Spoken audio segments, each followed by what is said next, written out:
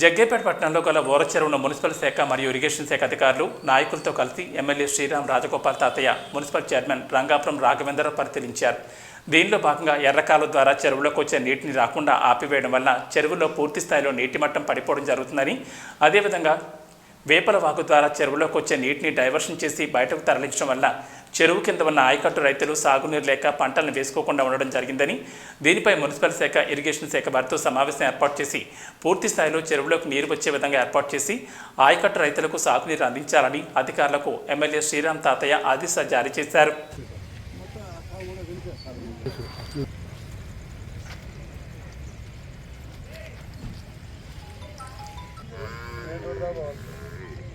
అప్పుడు ఈ గుర్తాల నీళ్ళు చెట్లకు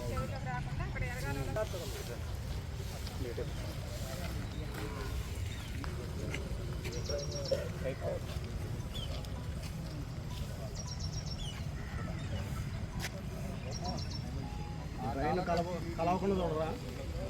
దీంట్లో కలుగుతారా అంటే కాలువ కడితే ఇందులో కలవదు, కాలువ కడితే